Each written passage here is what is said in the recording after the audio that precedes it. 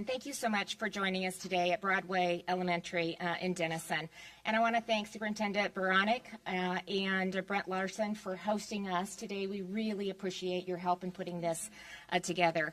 I am also delighted to welcome a very special guest to our state, U.S. Secretary of Education Linda McMahon, as she continues her 50-state tour visiting schools all across our country.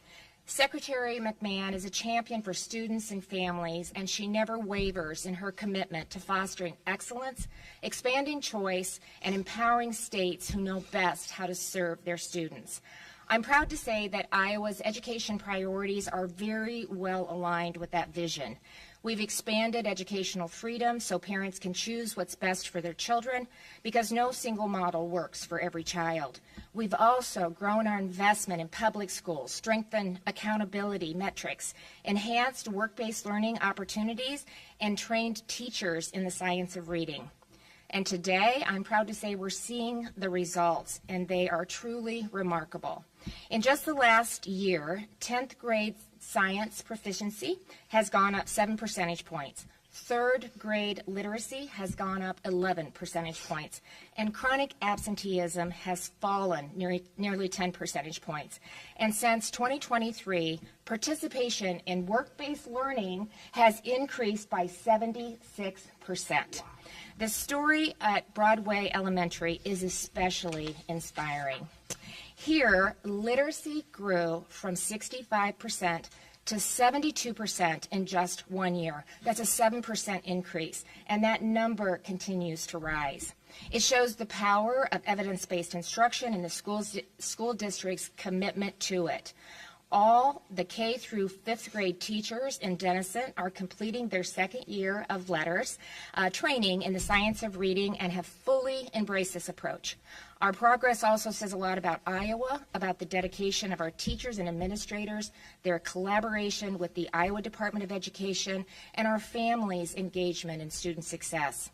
But these improvements shouldn't be limited to the state level. And that's why I really appreciate that Secretary McMahon and her team are focused on supporting the right work like the science of reading and work-based learning, which truly makes a difference for our students. Only 3 months ago, their Comprehensive State Literacy Development Grant enabled us to expand literacy programming even further, including right here in Denison. And now, with Iowa's participation in the new federal education tax credit that's beginning next year, we can further expand educational options. And these are just a few of the ways that this administration is empowering Iowa to improve student outcomes. The Secretary believes, like I do, that states are best positioned to serve families, and we're committed to reducing barriers that stand in the way. And that's why I am so pleased to host Secretary McMahon here today, not only to showcase Broadway's success story, but to open the door to even greater opportunities. And now I would like to invite the Secretary to the podium. Madam Secretary? Thank you so much, Governor.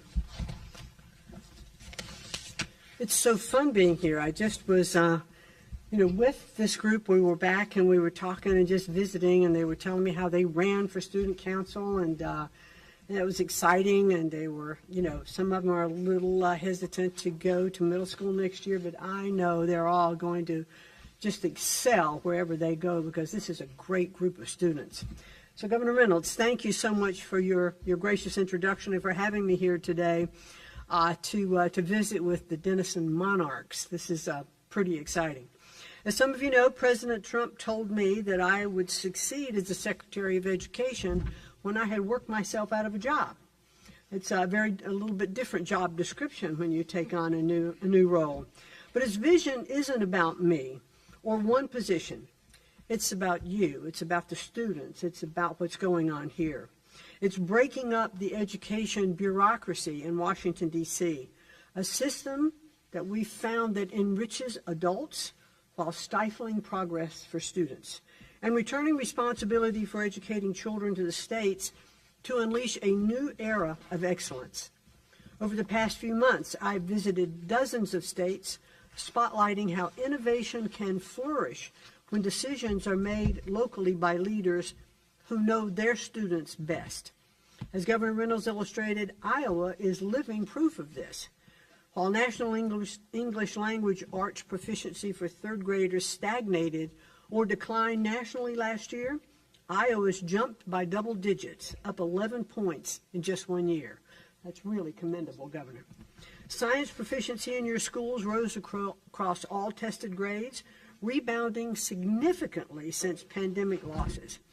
And nearly 56% of Iowa schools rank in the top 3 performance categories on state assessments, which is up 46% from last year.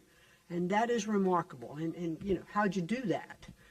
And it's pretty simple. If you really boil it down, leaders like Governor Reynolds and Director Snow identified the needs of their state and put proven solutions into action, such as personalized reading plans and evidence-based literacy instruction, along with the science of reading. And I've been witnessing that firsthand this morning in several different classrooms. You didn't just envision change, you didn't just talk about it, you did it. And that's why today we have exciting news. I am thrilled to announce that Iowa is leading the nation as the first state approved for the Returning Education to the States waiver, a groundbreaking first step that gives state leaders more control over federal education dollars. Iowa now has the flexibility to cut paperwork and simplify 100% of state activities funding streams. It can invest in proven strategies to build a world-class teacher pipeline, close achievement gaps, and open post-secondary opportunities to prepare for a great career. Nearly $8 million over 4 years will break free from bureaucracy at the state and local levels and instead focus directly on supporting students who deserve it. Less than 2 months after we encouraged states to act, Iowa was the first in the nation to officially apply for this waiver after first laying out its innovative vision in the spring of 2025. And just this week, Governor Reynolds continued her commitment to education freedom by announcing Iowa's participation in a new federal education freedom tax credit program, which she mentioned, which will start in 2027. This is a momentous step to break away from top-down mandates and expand school choice. And I know how hard Governor Reynolds worked for school choice over 2 terms, really battling to get it through, but she did it. This is a way to allow families to tailor their child's education to what best suits them. Time and time again, Governor Reynolds and Director Snow have proven that they put Iowa students first. Thank you for setting a standard of leadership that inspires the entire nation. And there's more good news. Iowa has also been approved as an EdFlex state, which allows them to grant districts waivers from certain federal requirements without first having to submit requirements to the department. This approval cuts through federal red tape, eases compliance burdens for districts, and empowers them to implement strategies that best meet the needs of their students. Because, as the governor said, it's not one size fits all for education. And this is just the beginning. I'd also like to thank Governor Reynolds, Director Snow, and their teams for bringing concerns from district leaders about the reporting burdens they face to federal programs, because if we don't hear and we don't know, we can't make change. We are committed to reviewing all reporting requirements and compliance burdens across the Department of Education. We know that one-size-all, as I mentioned, mandates fail. States should lead, and Washington should support their sound approaches and get out of the way. That's why the Trump administration is granting Iowa this flexibility, and we hope that as we partner with congressional leaders to return education to the states, we can work with them to expand these opportunities for states and local leaders to run their education systems. From building the first electronic digital computer to revolutionizing agriculture with hybrid corn, Iowa students have a proud legacy for problem solving. And now we need to carry that tradition forward. When solutions are designed for students, the Trump administration stands ready to help to ensure their success. With greater freedom and flexibility to develop effective educational practices for students, schools become places where potential roars to life, And what I saw here was kids having fun, enjoying being in the classroom, interacting with each other, teachers, being probative with their questions that are causing them to think. And I was watching one teacher in a classroom. She asked a question. Students started answering. This was a small table of kind of one-on-one instruction. And she didn't let the students answer right away. She says, no, talk to your neighbor. Discuss this. Tell me what each of you are thinking. And then she came back to get their response. I think that was like this guy Socrates that did a lot of stuff like that. So it was kind of fun really watching that in the classroom. Inside these walls, students develop strength and skills through the right teaching and support, preparing to step forward as monarch lions, bold, fearless, and ready to conquer new horizons. It's my honor to turn the floor back to your outstanding governor, my friend, who will share more about this exciting waiver. And thank you again, Governor, for having me here today, and I appreciate being welcomed to the Hawkeye State.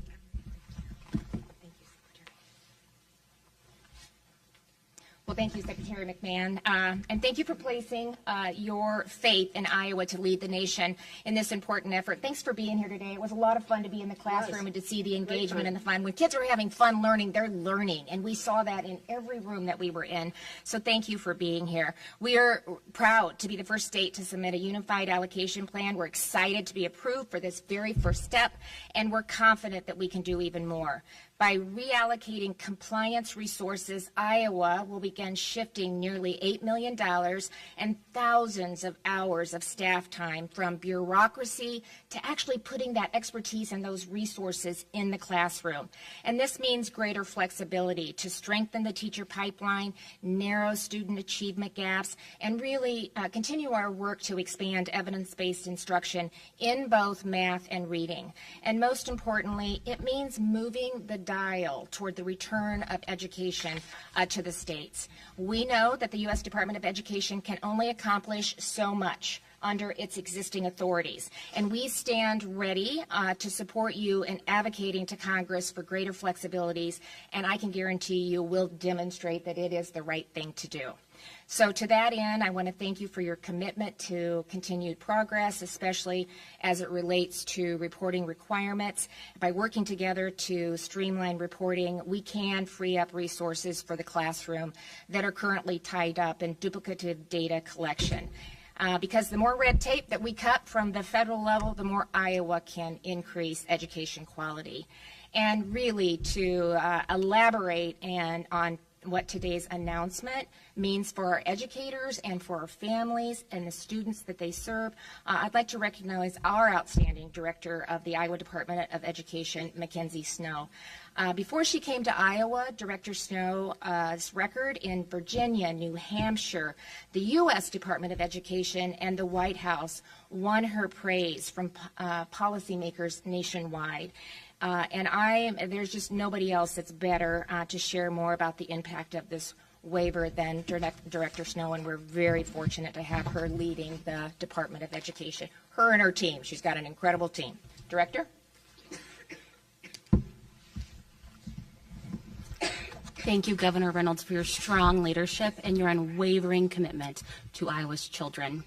As Governor Reynolds shared, the remarkable statewide successes that have positioned Iowa to help lead the nation with this first-of-its-kind waiver are only made possible through the hard work of our exceptional students, teachers, families, and communities. And thank you, Secretary McMahon, for your dedication and work to empower innovative states like Iowa with the flexibility our state and local leaders need to continue to accelerate student learning.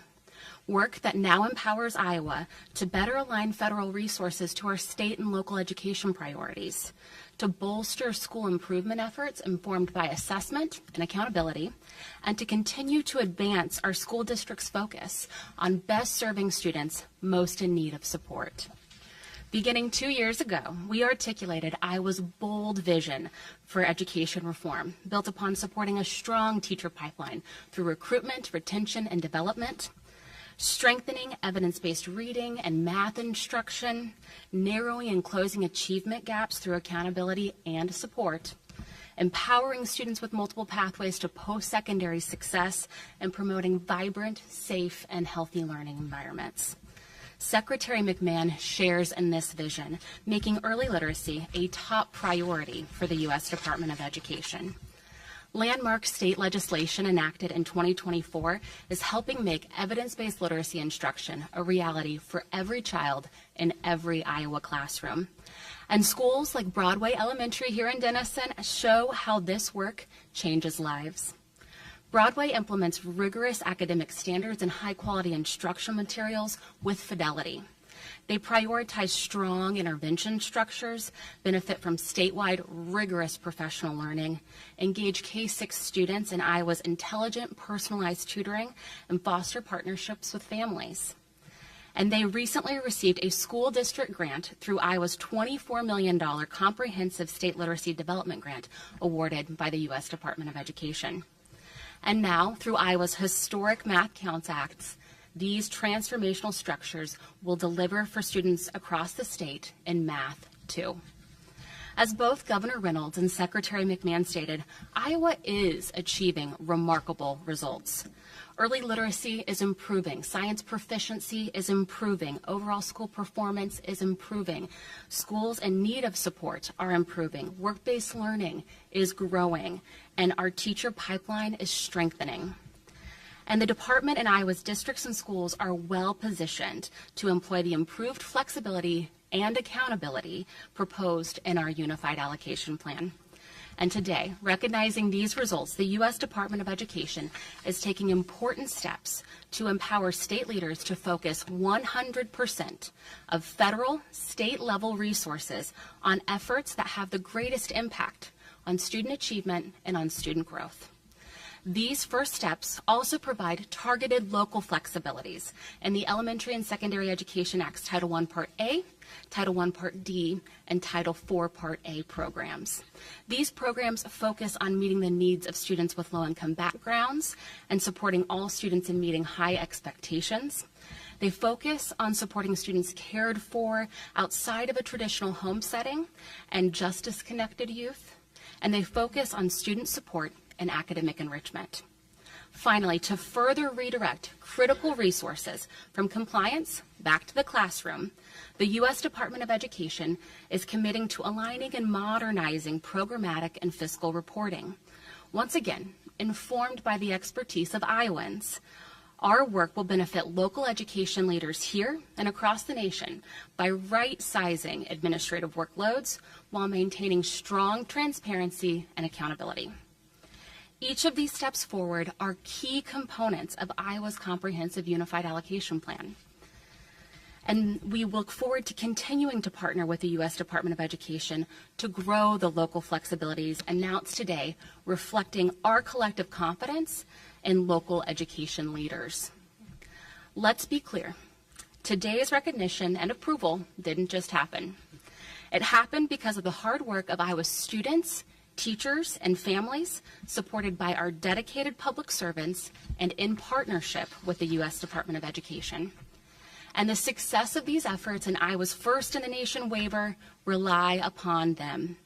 Shaped by robust stakeholder feedback and ongoing consultation, Iowa's Unified Allocation Plan reflects deliberate, multi-year efforts aligning systems and redirecting capacity to ensuring high expectations for every child, providing all students what they need to realize their bright futures.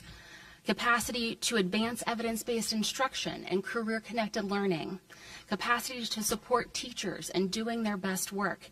And finally, capacity to strengthen accountability for what matters most, accelerating learning. Today, we begin aligning federal programs to what's working here in Iowa, expanding local flexibility for how districts can maximize federal funds to best support students most in need, and streamlining federal reporting and compliance processes. It's an honor to help represent this important work, and we are proud to be the first state in the nation to help forge this path forward, concentrated on the success of all learners. But Iowa should not be the last. Alongside the U.S. Department of Education, we look forward to working with our colleagues across the nation in refocusing federal resources on their intended purpose, improving student outcomes. Thank you, Governor.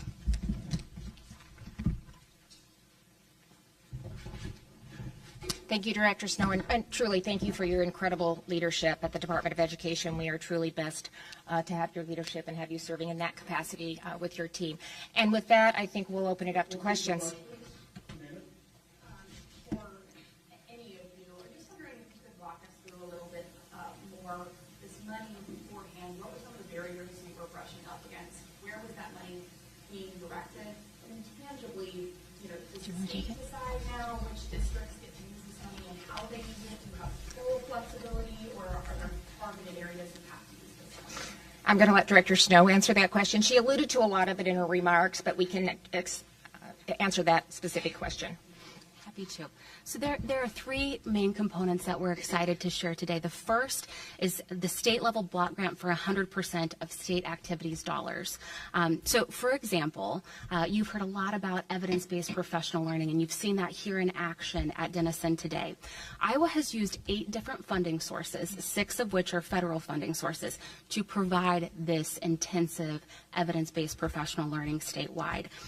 Through this state-level block grant, we'll be able to continue to support that statewide professional learning through a single funding source.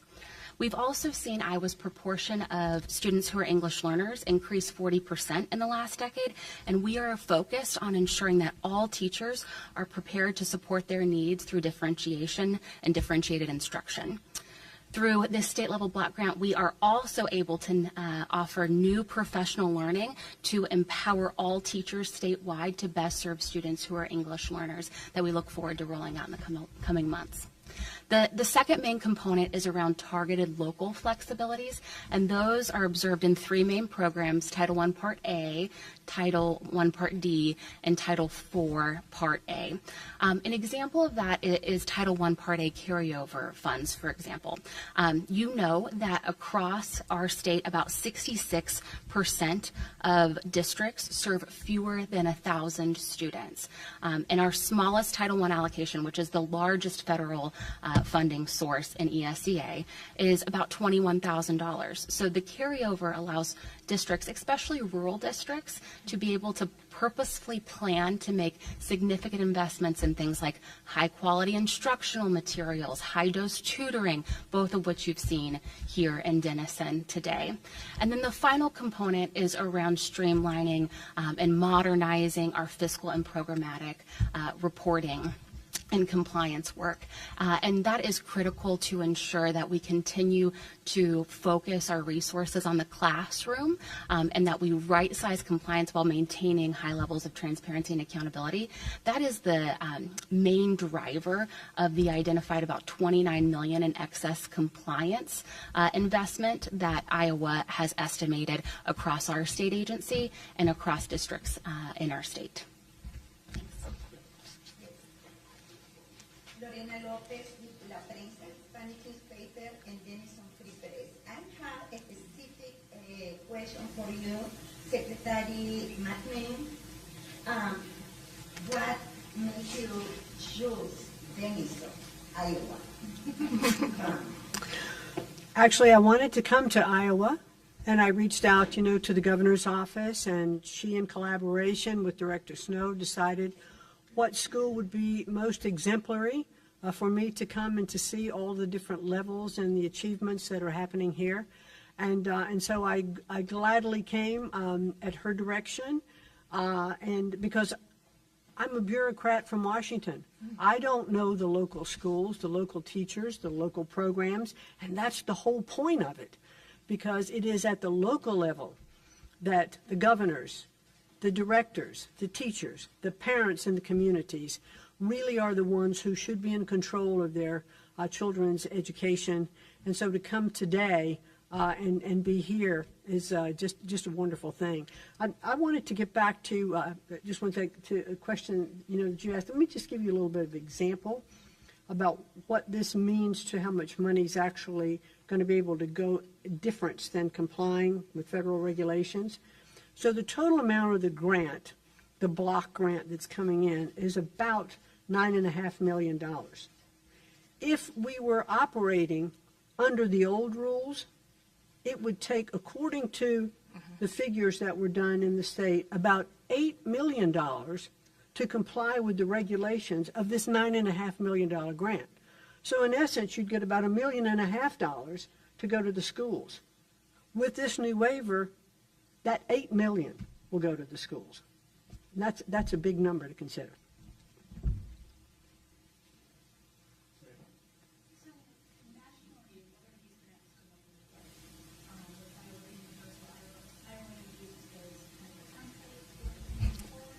Well, speaking as a governor, yes, it will be. And we're proud to be able to demonstrate how this can be done. We're really honored to play that role.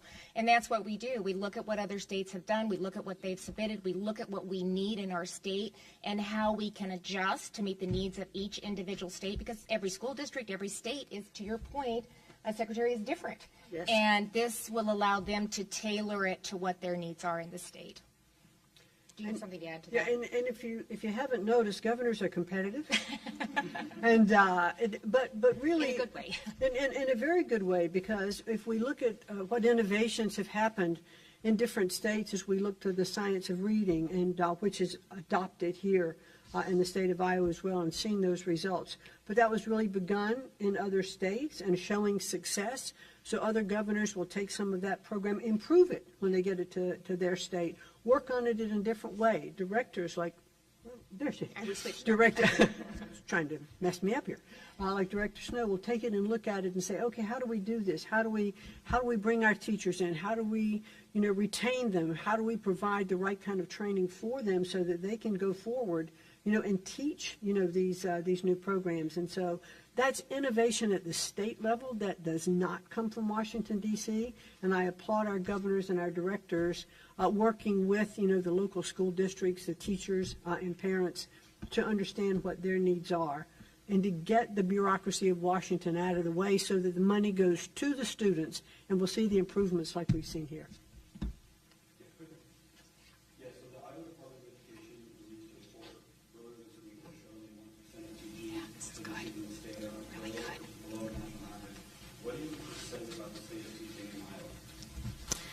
I'm happy to talk about the data released in our teacher pipeline report. We are excited to share that we've seen about a third reduction in the teacher vacancies represented from last year that have been reported by Iowa districts. And you'll also note that our teacher vacancy rate is about 1%. The national vacancy rate is about 3%, 3 times higher than that of Iowa's. But of course, we need to have a great teacher with every child in every classroom in Iowa.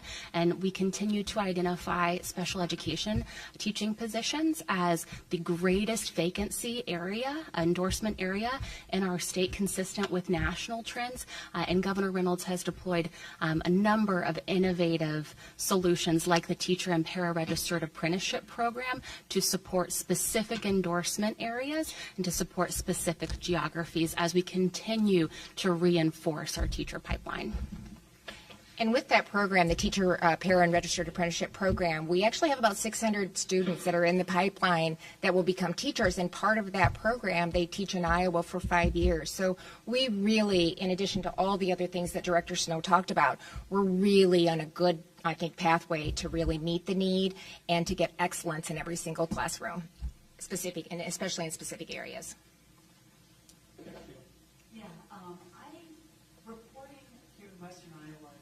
Champions of school choice.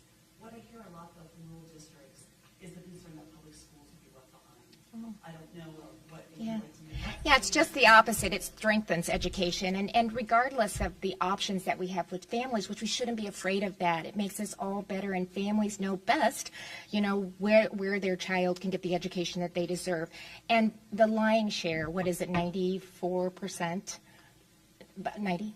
Yeah, No, you're correct. 94% of students are going to go to a public school. So there's no way that we're not going to continue to enhance and work with our public schools to make them the best that they can be. And so it's just a false narrative, I believe, that it raises all boats. It makes us all more competitive, and we'll get the results that we need to do. But our public schools are doing excellent, and that's why we're here, by the way. I couldn't pick a better proof of concept with the initiatives that Dr. Snow and the legislature has put in place, with what Secretary Mann is making available today with the waiver, to really take what we've done and the good work that you guys have done here and continue to build on that. So it kind of as a proof of concept of what's possible when you really align all of the metrics, make accountability a part of it, align it to our state priorities, and then, not spend so much time on compliance and paperwork, and take that time and those resources and that expertise that these educators have and get them in front of our kids. And we're going to continue to see phenomenal results. This is just the beginning. I am so encouraged. I can't wait to get back and start talking about what we've seen here today and what's possible moving forward. And it's incredible. Okay, thank you all for coming. May I ask the last question, one more question to Governor, please? Governor, what you saw today in Broadway Elementary School is that the schools going to benefit from that. The science of reading, the number of educators that have been trained in the science of reading, work-based learning, STEM best, the kids, can I let the secretary, I see it every day, she kind of hit on it. Do you want to talk about what you said a little bit earlier, but what you saw today? Well, and you probably know this relative to this school, but I was incredibly impressed also with the bilingual aspect of courses being taught in English and in Spanish. Kids trading classrooms, and what they had learned in English, they learned in Spanish, and vice versa. It takes a little different area of your brain, to process a different language. So not only are you enhancing, the use of a different language, and my understanding is, if I remember correctly, by the time they're through 8th grade, they are absolutely, totally bilingual. So it's not just speaking, but it's understanding concepts and all of that. And it's just amazing. You don't see that, very often. So this is an incredibly innovative school, and the different programs. I was incredibly impressed that I have forgotten. I can't remember the name of the program of the one-on-one instruction. Amira. Yeah. And, that's something I've seen in other schools. That I have seen in other schools, but not all schools are adopting it. It's when a student is showing perhaps that they're a little behind, they're getting one-on-one instruction, or a student that's a little ahead, they can advance at a different rate. The teacher sees the report that is coming in from that computer and the work that student is doing, and then can supplement it with one-on-one instruction. These are innovations that are just raising that bar very, very quickly, and I really applaud Director Snow and the teaching and Governor Reynolds for being supportive of all of these efforts. And how about these students that have done an incredible job of standing up here this whole time? You did great. You did great. Thank you.